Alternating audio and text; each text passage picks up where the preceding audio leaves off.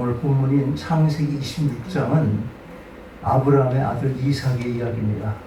아브라함과 야곱의 파란만장한 생애에 비해서 이삭은 비교적 조용하고 평탄한 삶을 산 것처럼 보이지만 사실 오늘 본문이 보여주는 이삭의 삶 역시 만만치 않은 영적 전쟁과 깊은 고뇌로 가득 차 있습니다.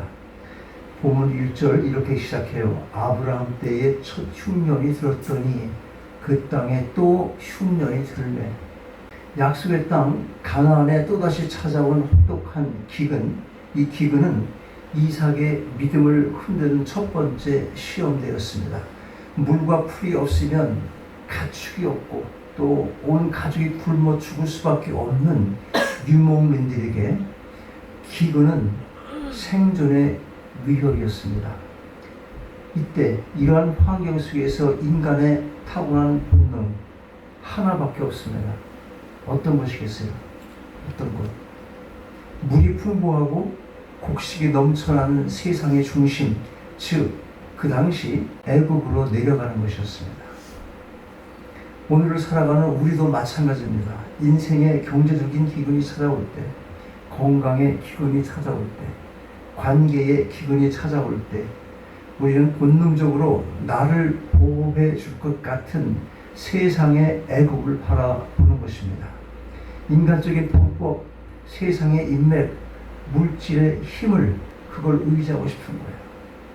하지만 오늘 하나님께서는 애국으로 내려가려는 이삭의 발걸음을 멈추시며 말씀하십니다. 애국으로 내려가지 말고 내가 네게 지시하는 땅에 거주하라.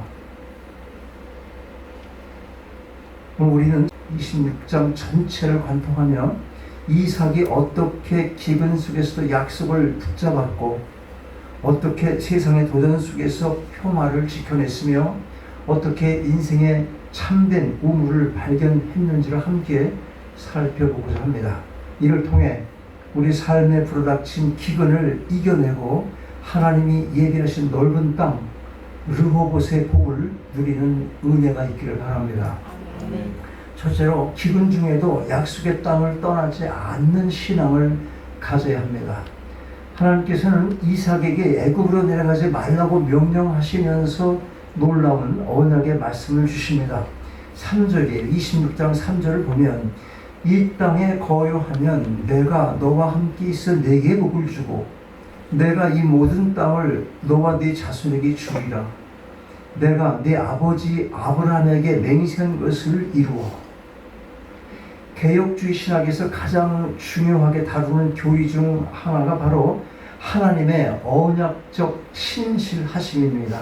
그래서 우리가 언약신학이라고 하는 거, 언약신학. 자, 하나님은 이삭이 완벽해서 복을 주신 것이 아니라 오직 아브라함과 맺으신 그 은혜의 언약 때문에 복을 약속하십니다. 실제로 이삭은 완벽하지 않았고 아내 리브가를 누이라고 속이는 치명적인 불신앙의 모습을 보였지만 하나님은 그를 보호하셨고 마침내 그 땅에서 농사하여 100배의 결실을 얻게 하셨습니다. 12절 보면 그게 잘 나와 있어요. 이 100배의 수확은 성경에 기록된 대로 여호와께서 복을 주셨기 때문이었습니다. 이 약속의 신실하심을 온전히 신뢰했던 한 믿음의 사람 이야기가 있습니다.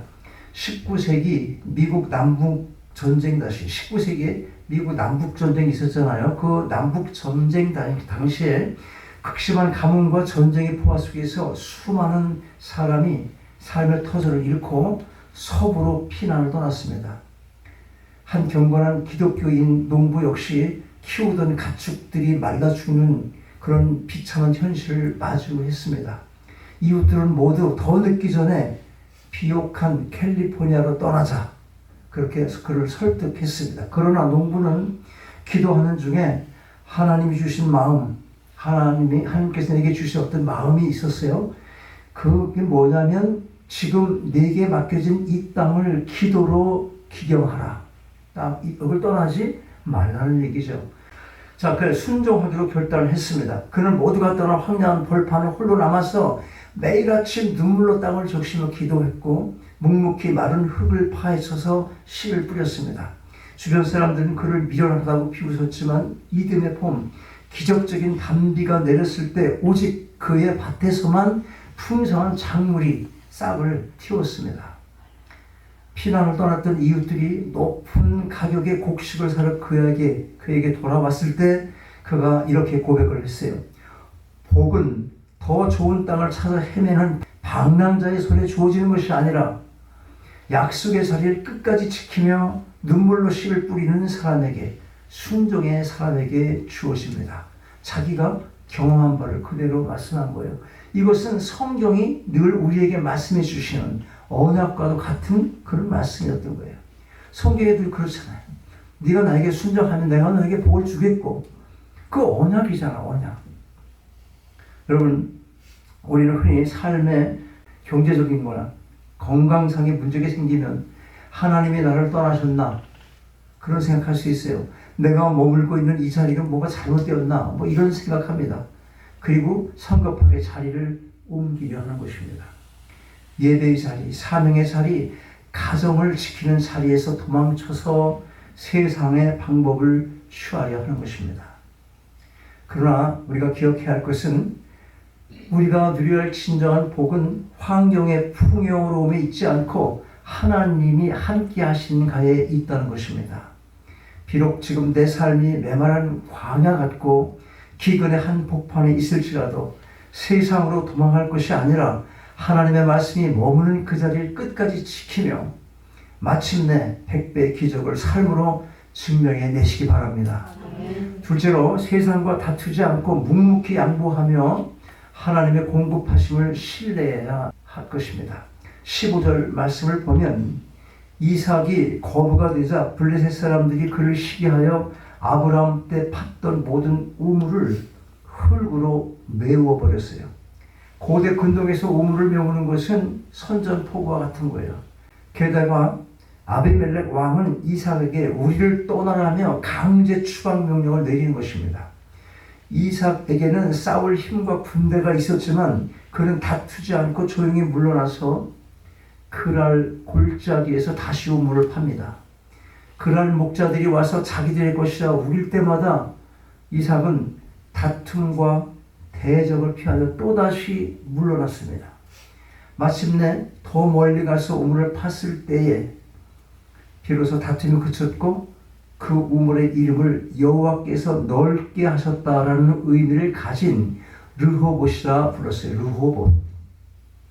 내 삶을 먹이며 이끄시는 분은 오직 살아계신 하나님의 한 분뿐이라는 확신이 있었기 때문에 이삭은 기꺼이 양보할 수 있었던 것입니다. 이런 환경의 모든 것들을 통해서 하나님이 나를 섭리하시는가 그걸 아는 거예요. 그렇게 대적들이 와서 막 그런데 그들 막 싸우고 그런 게 아니고 자연스럽게 우리는 이게 하나님 뜻이 아닌가 보다. 이게 나를 방해하는 거 보니까 여기가 뜻이 아닌 것 같아. 그리고 대적하지 않고 하나님 이끄시는 길을 찾아간 거예요. 믿고 따라가는 것입니다. 이와 같이 하나님의 공급하심을 믿고 세상의 기득권을 내려놓았던 아름다운 믿음의 예화가 있습니다. 19세기 런던 아주 촉망받는 한 젊은 기독교인 사업가가 동업자의 배신으로 전 재산을 잃고 길거리에 나앉게 되었습니다. 주변 사람들은 법적 소송을 걸어서 그의 몫을 찾아오라고 강력하게 권했습니다. 그러나 그는 며칠간 골방에서 엎드려 기도한 끝에 동업자를 찾아가 서류를 건네며 이렇게 말했습니다. 이 재산이 내 삶의 전부가 아닙니다. 하나님께서 나를 먹이실 것을 믿기 때문에 나는 당신과의 진흙탕 싸움 대신 평화를 선택하겠습니다. 조롱 섞인 시선을 뒤로 하고 그는 작은 지하실에서 새로운 사업을 다시 시작을 했습니다. 분노와 복수심에 사로잡혀 에너지를 낭비하는 대신 오직 정직과 성실로 하나님이 주신 아이디어에 집중을 했습니다. 몇 년 후 무리하게 사업을 확장하던 동업자는 파산했지만 자기를 배신했던 그 동업자 파산했지만 이 젊은이의 사업은 큰 성공을 거두며 영국 전역에 선한 영향력을 끼치는 대기업으로 성장했습니다. 훗날 노년이 된 그에게 기자가 성공의 비결을 묻자 그는 온화한 미소를 지으며 이렇게 대답을 했습니다. 제가 다툼과 대적의 자리에서 일어나게 물러섰을 때 하나님께서는 저를 위해 온 세상보다 더 넓은 주님의 품 르호봇을 예비하고 계셨습니다. 오늘날 세상은 우리에게 내 권리를 절대 빼앗기지 말라, 끝까지 싸워 쟁취하라. 그래서 교회 안에서조차도 작은 이권이나 자존심 때문에 상처를 주고받으며 법정으로 향하기도 하는 것입니다. 우리가 우리의 억울함을 스스로 풀려고 칼을 빼드는 순간 하나님의 역사하심은 멈추지만, 우리가 억울함 속에서 침묵하며 한 걸음 뒤로 물러설 때 하나님은 가장 넓고 안전한 우물을 열어주시는 것입니다. 세상의 이기적인 법칙을 거스르고 다툼의 자리를 기꺼이 양보하여 주님이 친히 넓혀주시는 르호봇의 지경으로 나아가시기 바랍니다.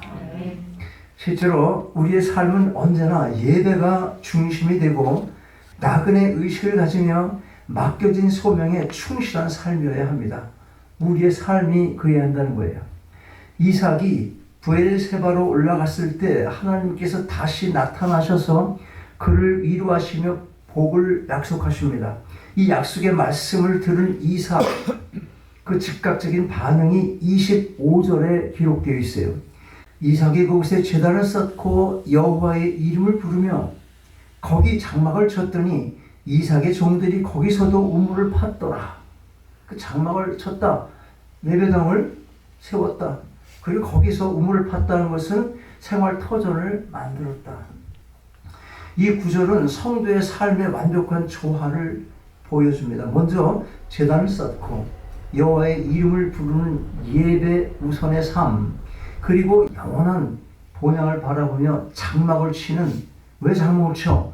여기서 오래 살 것이 아니니까 나그네 인생, 마지막으로 땀 흘려 일상의 우물을 파는 소명과 노동의 삶, 이 세 가지가 완벽한 조화를 이루는 모습을 보게 되는 것입니다.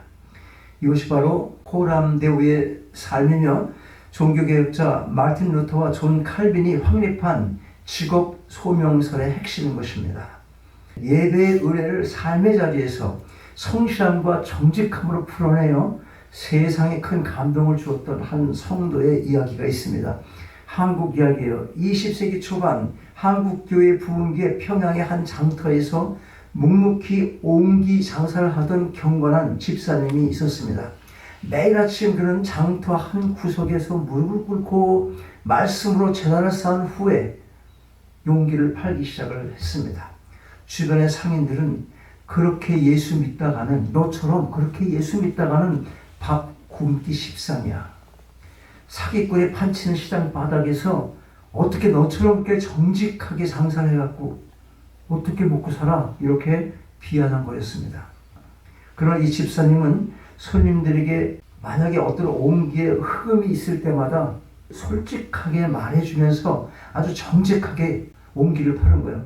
세월이 흘러 평양시내에 큰 가뭄과 난리가 났을 때 다른 상인들은 물건값을 속이고 폭리를 취했지만 이 집사님은 평소와 같이 정직한 가격으로 사람들을 대했습니다.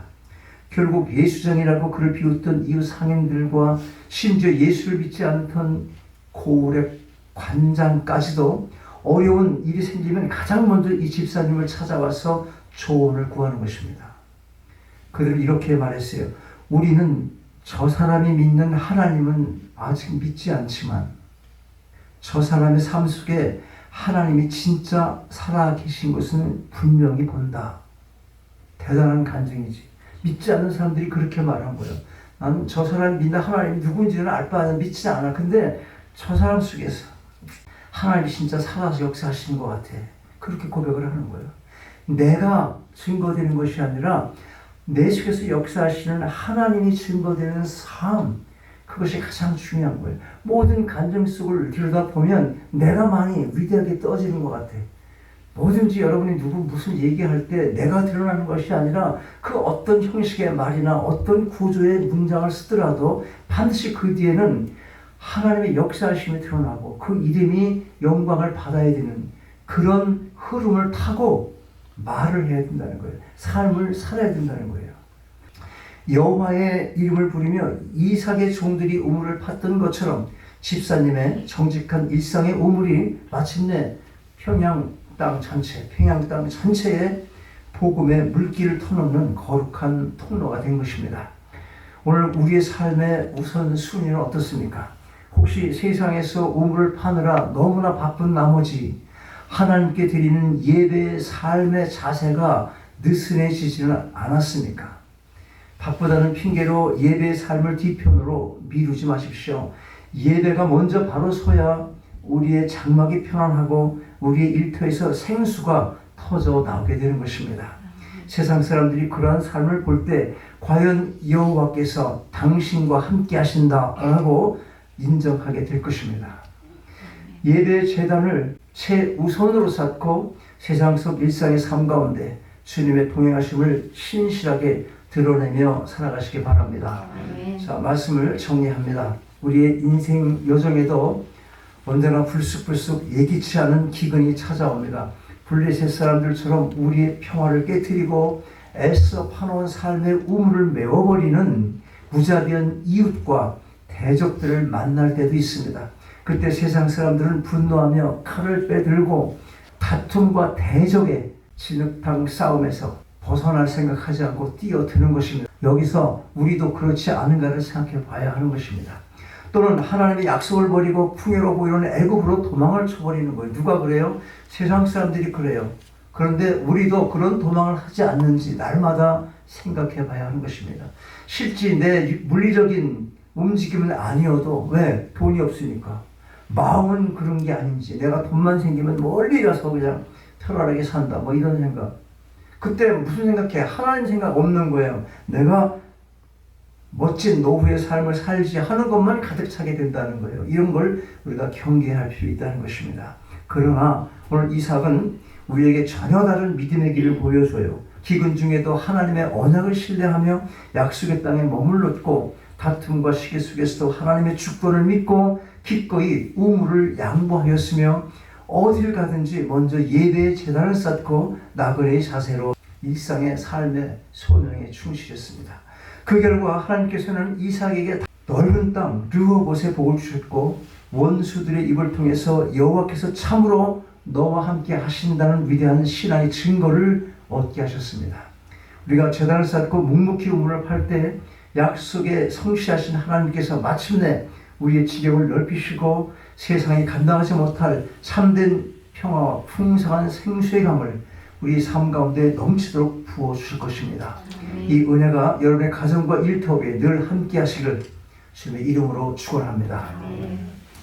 아버지 하나님, 인생의 모진 기근 속에서도 저희를 고아와 같이 버려두지 아니하시고 신실한 언약의 말씀으로 붙들어 주시니 감사드립니다.